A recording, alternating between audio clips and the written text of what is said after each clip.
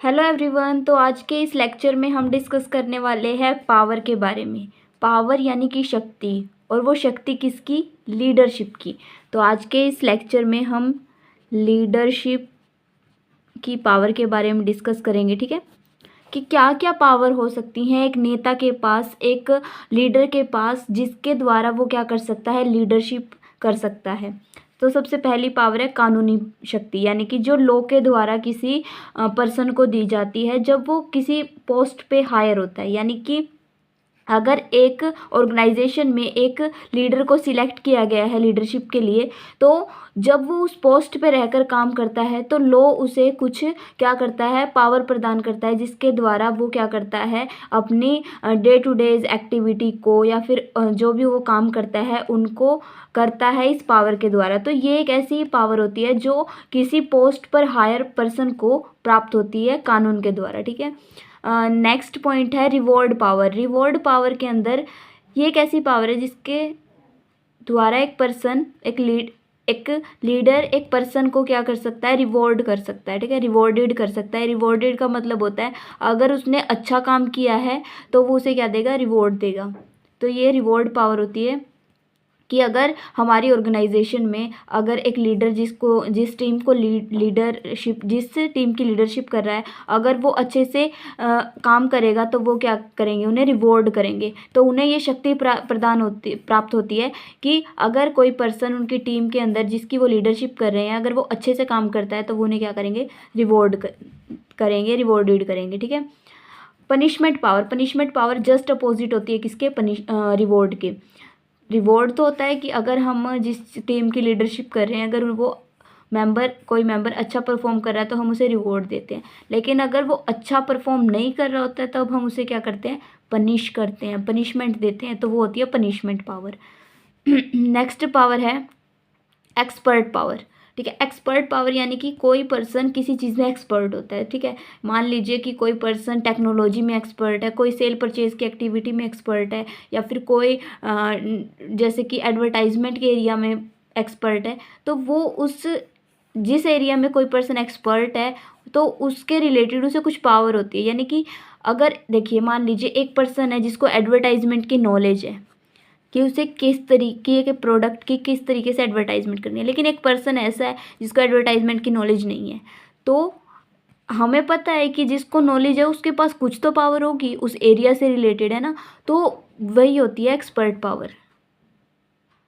अब उसके बाद आता है रेफरेंस पावर। रेफरेंस पावर का मतलब होता है कि हम किसी पर्सन को किस तरीके से प्रभावित करें कि वो वैसे ही काम करे जैसे कि हम चाहते हैं, ठीक है। जैसे कि यदि अगर कोई पर्सन हमें पसंद करता है, ठीक है, तो वो हमारे द्वारा कहा हर काम करना पसंद करेगा। लेकिन इसके अपोजिट अगर कोई हम पर्सन हमें पसंद ही नहीं करता तो वो हमारे द्वारा कहा कोई भी काम करना पसंद नहीं करेगा। तो यही होता है रेफरेंस पावर, कि अगर हम किसी को रेफरेंस में ले लेते हैं, यानी कि हम अपने उसके अंदर ले लेते हैं कि हम उसे प्रभावित करने में सक्षम होते हैं, तो अगर वो हमारी रेफरेंस के अंदर है तो वो काम करना पसंद करेंगे, और अगर नहीं पसंद करते तो हमारी रेफरेंस में काम करना पसंद नहीं करेंगे। नेक्स्ट पावर होती है करिश्मा पावर। करिश्मा पावर होता है कि ये एक ऐसी पावर होती है जो किसी पर्सन के अंदर जन्म से ही होती है, यानी कि उनके अंदर इन्फ्लुएंस करने का या फिर मोटिवेट करने का या फिर लीडरशिप करने का पहले से ही स्किल होता है। तो ये भी पावर होती है जो एक लीडरशिप के अंदर कंसीडर की जाती है। नेक्स्ट पावर होती है इंफॉर्मेशन पावर। इंफॉर्मेशन पावर वो पावर होती है जो कि क्या किसी पर्सन को किसी स्पेसिफिक एरिया में नॉलेज के रिगार्डिंग प्राप्त होती है। ये एक एक्सपर्ट पावर की तरह ही है कि मतलब एक्सपर्ट तो ये है कि वो किसी एरिया में एक्सपर्ट है, लेकिन इन्फॉर्मेशन की उसे किसी स्पेसिफिक एरिया की क्या है? इन्फॉर्मेशन है, तो वो उसके रिगार्डिंग ये पावर होती है। नेक्स्ट पावर है मोरल पावर। मोरल यानी कि नैतिकता, कि कोई लीडर किस तरीके से नैतिकता का पालन करता है। अगर एक लीडर खुद नैतिकता का पालन करता है, मोरल पावर के अंदर वैसा ही है कि अगर खुद कोई पर्सन क्या करता है कि उसका यूज़ करता है, यानी कि मोरालिटी का यूज़ करता है अपने बिहेवियर के अंदर, तो ही वो किसी दूसरे पर्सन को उसको उसका पालन करने के लिए कह सकता है, अदरवाइज़ नहीं कह सकता। तो अगर एक लीडर मोरल है तो ही वो दूसरों को क्या कह सकता है, मोरालिटी का लेक्चर दे सकता है। अदरवाइज़ वो किसी व्यक्ति को भी ये नहीं कह सकता कि वो क्या करे, मोरालिटी का यूज़ करे या फिर मोरालिटी को क्या करे, कंसीडर करे अपने बिहेवियर के अंदर। तो एक नैतिक व्यक्ति ही नैतिकता का उपदेश दे सकता है, नैतिकता का पालन करने का क्या कह सकता है, ये कह सकता है कि नैतिकता का पालन करना चाहिए। लेकिन अगर वो खुद ही नैतिकता का पालन नहीं करता तो वो किसी को क्या नहीं दे सकता, या फिर मतलब कोई किसी को क्या नहीं दे सकता, कमांड नहीं दे सकता कि आप भी नैतिकता का पालन करो।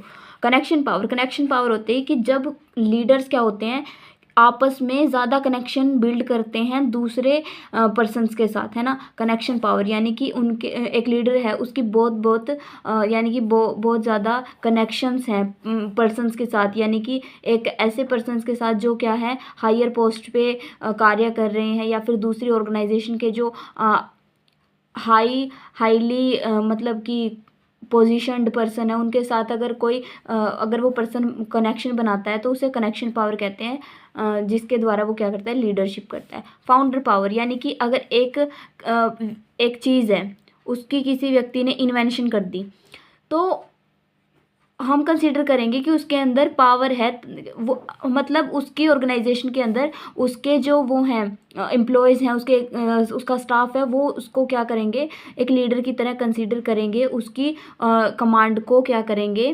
कमांड का पालन करेंगे, उनके द्वारा बताए गए दिशा निर्देश के अनुसार क्या करेंगे, कार्य करेंगे। तो यही होती है फाउंडर पावर। अगर किसी चीज़ को किसी ने फाउंड किया है तो उनकी क्या किया जाएगा, उनके द्वारा कमांड दी है, जो उनके पर्सन्स जो उनके एम्प्लॉयज़ हैं या फिर उनका स्टाफ है, उसके द्वारा क्या किया जाएगा, उनका पालन किया जाएगा।